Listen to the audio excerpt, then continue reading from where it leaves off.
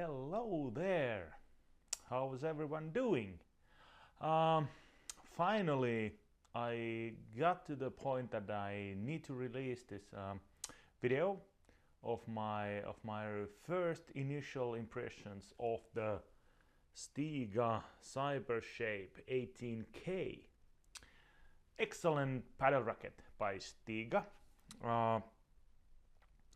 The first impression that pretty much everybody has with the racket, and I had as well, is that what is this shape? But actually now 3 weeks later I'm looking at it and I don't see it anymore. So I shot the videos 3 weeks ago of me playing the first time with the racket, but I wanted something extra to the racket, so I'm adding this video and trying to explain more in depth what were my feelings and process when I first got the racket. So here is the first impression review video of the Stiga Cybershape 18K.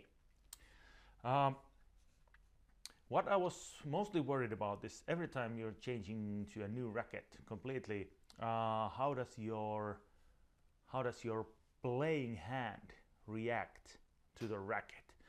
If it's much more top heavy or harder to maneuver, you might end up hurting your arm. I had tennis elbow for something like maybe 2 years. I had it for 2 years altogether, with let's say when it was bad. But now it has been very good for like 1.5 years, maybe around that time. So of course, when you are struggling with the tennis elbow, it takes a long time to heal. You don't want to have it again. So I was very anxious to see how my hand reacted. But happy to say that from the first get-go, it worked brilliantly. The Cybershape. Even though handle is a little bit, let's say maybe 15 millimeters longer than with the one that I used to play with, the handling of the racket, it's very easy. The weight of the racket, 368 grams, and after adding the extra overgrip, 372 grams. So pretty good weight. So my first impressions, every time I'm doing a review of the racket, or when I'm changing the racket or thinking about changing the racket, I like to test it, how it maneuvers in the back side of the court in the defensive situations. Can you handle the racket easily? Is the racket something that fluently moves with your hand? Can you get the low difficult balls? Is it fast enough to handle? So that was first thing on the back side of the court. Then of course the volleys. Depending on the surface and also the core, the foam, and the combination of the racket, where is the balance point and everything, the volleys are very important, and typically many times they are very tricky to handle with the new racket. And third of all, the overheads.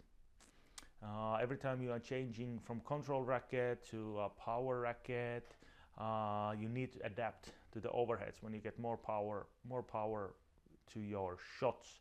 So those were the 3 items I checked, and the very first I did was in the back side of the court. So I think everything went pretty well. Little bit adjusting to the longer handle. So am I to grip the racket at the very, let's say, butt of the handle, or will I have it in the middle or somewhere in the above? So pretty soon I found out that it's very comfortable in the backside of the court, even holding from the backside of the racket. You open up your wrist and you can get a lot more power to the racket. So that was a little bit, it took a little bit of time, and of course the feel of the racket from the backside. Do you need to put a lot of effort? Do you get a bounce from the racket, or is it like you have to control the power and everything? But it went really well. I got along with the racket so quickly after let's say 5 or 10 minutes in the backside of the court. So very easy to maneuver. You can get those shots, those low shots very well if you just bend your knees and you have to do something yourself as well. It's not just the racket that handles everything. Yeah, but very good, very good. I liked it from the first go, and it was very easy after that. Then the overheads. So at first when I was doing the overheads, I found out that I can get so much more power to the overheads that I had to tune it down. And I was like, oh, this is gonna be tricky, but it's much easier that way. When you tune the shot down, it means that you gain accuracy, you gain control, and you get more spin when you don't have to force the shot so much. So I really liked it on the overheads. As soon as I realized that I will take it down a notch on the power. So excellent there. And then on the volleys, let's say it's a little bit heavier than the racket that I used to play with. I used to play with this pool padel Neuron, and it's a light racket. So it was at least 10 grams lighter than this one, so it was very easy to maneuver. And that took me a little bit time, because I was expecting that I can just do everything so easily and fluent and stuff like that. But yeah, actually it wasn't the case. So I needed to put a little extra effort when the handle is a little bit longer, and you're taking from the lower part of the handle your grip. I found out that you really need to start focusing on preparing as early as possible. So every single time you get the volley, you need to quickly be with the racket, quickly on the side, on the backhand, also on the forehand side. So you need quickness. But after I realized that, then it was like easy peasy. The volleys that I like to use, I many times like to put the volleys on the backhand to the side fence, and also on the forehand to the side fence. When you prepare early, those were even easier than with my previous racket. So all in all, I'm very happy with this racket, and I can really say that this would be excellent racket to anyone. Even though the handle is longer, the balance point is not too high. It's still controllable, at least especially on this 18K version. There's the 18K hard, which has some denser foam or different foam. So the balance point on that one, I think it's a little bit more denser, so the balance point is a little bit higher, so you can get more power, of course, and it's a little bit more tougher the feeling when you hit. You need to, if you are Antti Kampan, who has grade A, he's the best of the best A class in Finnish paddle in smashing. So if you have something like that, by the way, shout out to Antti, also part of Team Stiga. So shout out there. If you have that kind of smash, then the 18K hard might be your preferable racket. But I can highly recommend this one to anyone.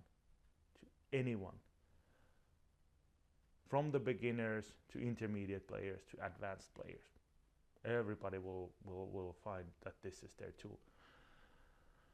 And the sweet spot, it's so big with this one. I really love it. And the extra handle gives me more reach to balls that I typically would not be able to reach. So excellent racket. I highly recommend it. Please give it a try. I cannot think of any downsides. You will get used to the look. I just look it and it's like normal padel racket now, but maybe a little bit more beautiful. But yeah. So of course, ran out of battery just as I was finishing the video. Sorry about that, but as stated, I love this racket. Please give it a try. I promise you, you will not be disappointed. It will be, in the best case, it will be a game changer for you, but in the worst case, it will be better than what you have now. So please give it a try. Stiga Cybershape 18K. I love this racket. I really do love this racket.